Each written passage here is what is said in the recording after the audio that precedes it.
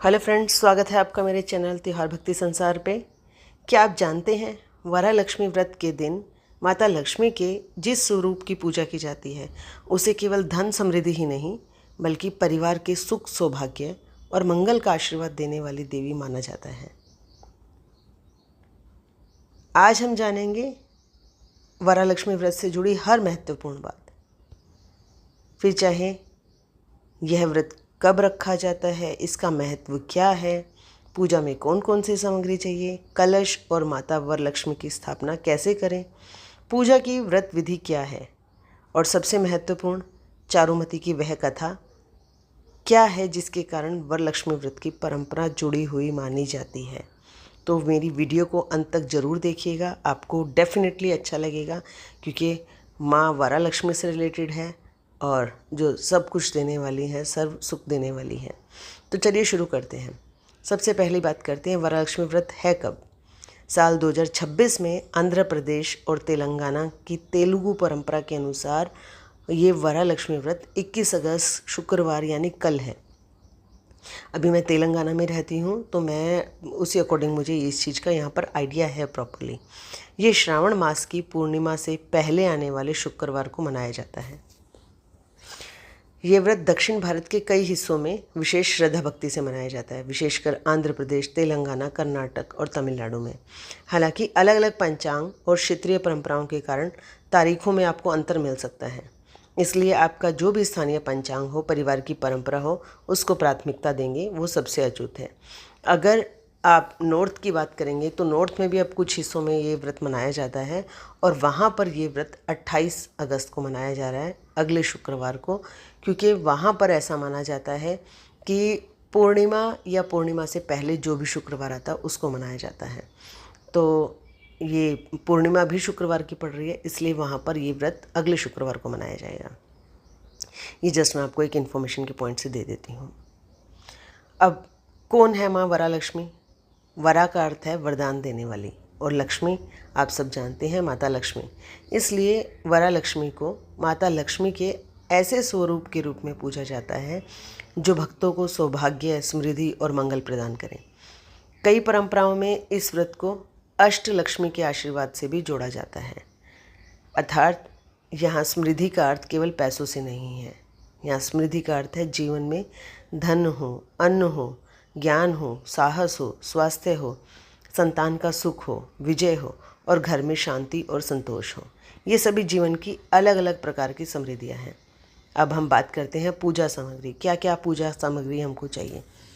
पूजा की सामग्री परिवार, क्षेत्र की परंपरा और सामर्थ्य के अनुसार थोड़ी अलग हो सकती है। सामर्थ्य के अनुसार हम इसको थोड़ा कम ज़्यादा भी कर सकते हैं, क्योंकि मैं अपनी हर वीडियो में आपको यही बताती हूँ, पूजा भक्ति से रिलेटेड जो भी वीडियोस होती हैं, कि भगवान सच्ची श्रद्धा का भूखा है। तो अगर आपका सामर्थ्य कम है तो आप उसके अकॉर्डिंग सामग्री भी थोड़ी कम ज़्यादा कर सकते हैं, कोई इशू नहीं है। सामान्य रूप से आप क्या रख सकते हैं? माता लक्ष्मी की मूर्ति, चित्र या लक्ष्मी मुख, कलश, जल, चावल, सिक्के, सुपारी, हल्दी, कुमकुम, अक्षत, आम के पत्ते, नारियल, फूल और माला, दीपक और घी या तेल, धूप, फल, मिठाई या घर का बनाया हुआ नैवेद्य, पान और सुपारी, वस्त्र, चूड़ियाँ आदि अगर आपकी परंपरा में हो तो। मोस्टली मिलती है हमारी परंपरा में, चाहे वो साउथ में हो चाहे नॉर्थ में। स्टिल अगर आपकी परंपरा में है तो आप चूड़ियाँ भी रखें। दक्षिणा और माँ वरलक्ष्मी का तोरण यानी पवित्र धागा। कई दक्षिण भारतीय परंपराओं में कलश को वस्त्र, आभूषण और फूलों से सजाकर माता के स्वरूप के रूप में स्थापित किया जाता है। अब हम करेंगे पूजा की तैयारी। पूजा की तैयारी कैसे करनी है? सुबह स्नान करके साफ स्वस्थ वस्त्र पहने। तो हमारे हिंदू धर्म की हर पूजा में, हर व्रत में स्नान आदि से निवृत्त होकर ही हम कोई भी पूजा पाठ की तैयारी करते हैं, तो इसमें भी वही है। पूजा स्थान को अच्छी तरह साफ़ करें। जहाँ पूजा करनी है वहाँ सुंदर रंगोली बनाएं और फिर पूजा के स्थान पर चौकी रखें, उस पर साफ स्वच्छ वस्त्र बिछाएं। अब आप लाल या पीले रंग का वस्त्र बिछाएंगे तो वो सबसे अच्छा माना जाता है, अदरवाइज़ आप अपनी श्रद्धा के अनुसार देख सकते हैं। और गणेश जी का स्मरण करें, क्योंकि किसी भी शुभ कार्य की शुरुआत हम गणेश जी के स्मरण से ही करते हैं। फिर हम करेंगे कलश स्थापना। अब एक साफ़ सुथरा कलश लें, उसमें जल भरें। परंपरा के अनुसार उसमें चावल, सिक्का, सुपारी ये सब रख सकते हैं।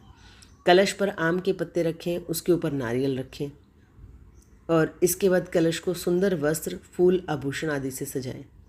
जहाँ परिवार की परंपरा में लक्ष्मी मुख लगाया जाता है, वहाँ उसे कलश पर स्थापित किया जाता है।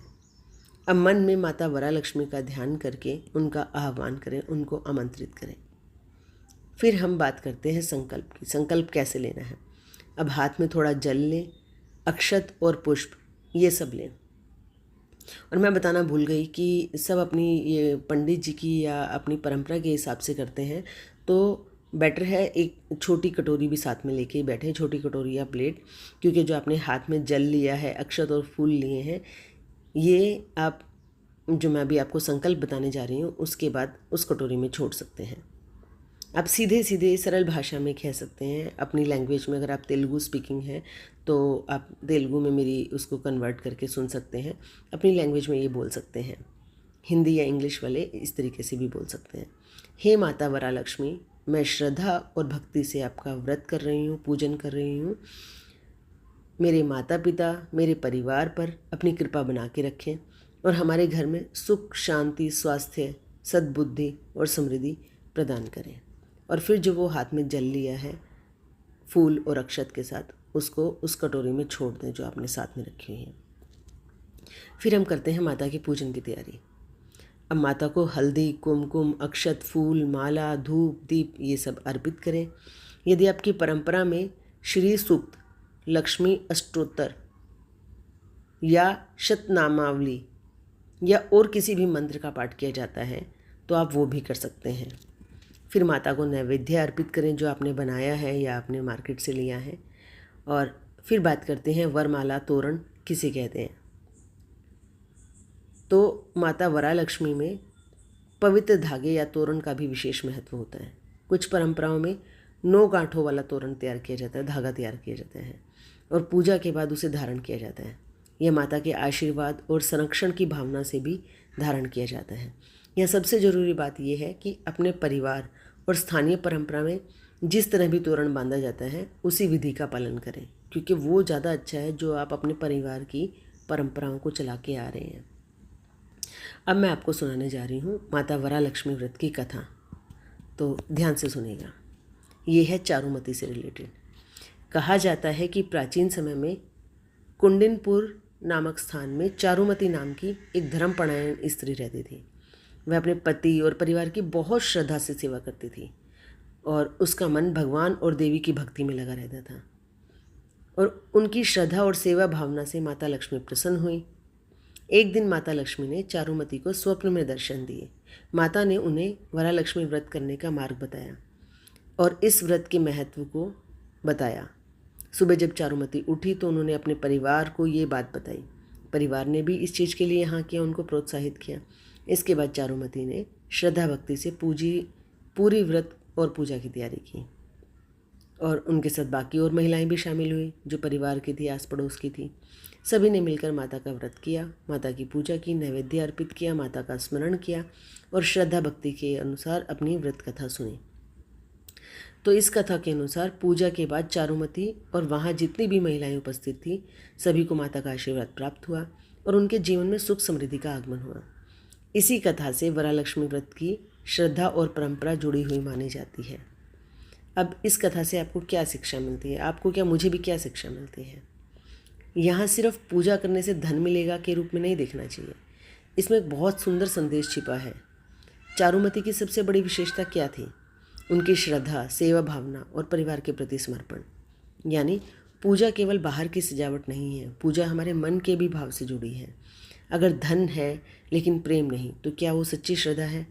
अगर बहुत सारी चीज़ें हैं लेकिन मन में शांति नहीं तो क्या हम सच में सुखी हैं? इसलिए माता वरालक्ष्मी से केवल धन नहीं, सद्बुद्धि, संतोष, स्वास्थ्य, प्रेम, परिवार की खुशहाली भी मांगनी चाहिए। और पूजा और कथा के बाद माता की आरती जरूर करें। फिर परिवार के सभी लोग माता का आशीर्वाद लें, अपनी परंपरा के अनुसार प्रसाद बांटें। और यदि आपके यहाँ सुहागिन महिलाओं को हल्दी, कुमकुम, फल, वस्त्र, तांबूल ये सब देने की परंपरा है तो वो भी करें, क्योंकि ये सब भी जीवन में खुशहाली लेकर आती हैं। इस व्रत से हमें क्या संदेश मिलता है? बहुत खूबसूरत बात पता चलती है। समृद्धि का मतलब सिर्फ पैसा नहीं है, घर में माँ की मुस्कान भी समृद्धि है, बच्चों की हंसी भी समृद्धि है, परिवार में प्रेम भी समृद्धि है, स्वस्थ शरीर भी समृद्धि है, मन की शांति भी समृद्धि है और सबसे बड़ी समृद्धि है संतोष। इसलिए जब हम माता लक्ष्मी की पूजा करते हैं तो ये भी प्रार्थना करें, माँ हमारे घर में इतना दीजिए कि हमारी आवश्यकताएं पूरी हो और साथ में इतना संतोष भी दीजिए कि हम दूसरों की खुशियाँ देखकर भी दुखी ना हो, संतोष करना सीखें। तो आइए इस वरलक्ष्मी व्रत पर हम माता से सिर्फ अपने लिए नहीं, अपने परिवार के लिए, अपने बच्चों के लिए, अपने माता पिता के लिए और पूरे परिवार के लिए मंगल की प्रार्थना करें। हे माँ वरलक्ष्मी, हमारे घर में धन से पहले शांति देना, सुख से पहले सद्बुद्धि देना और समृद्धि के साथ संतोष देना। जय हो माँ वरलक्ष्मी की। और अगर आपको ये जानकारी उपयोगी लगी हो तो उन लोगों तक ज़रूर पहुँचाइए जो इस साल वरलक्ष्मी व्रत करने वाले हैं, आपके जानने वाले हैं। जय हो माता महालक्ष्मी की, जय हो माता वरलक्ष्मी की। और ये थी पूरी व्रत कथा और विधि और पूरी डिटेल इन्फॉर्मेशन। और मेरे चैनल के साथ जुड़ने के लिए आप सभी का बहुत बहुत धन्यवाद। Thank you so much. Bye bye.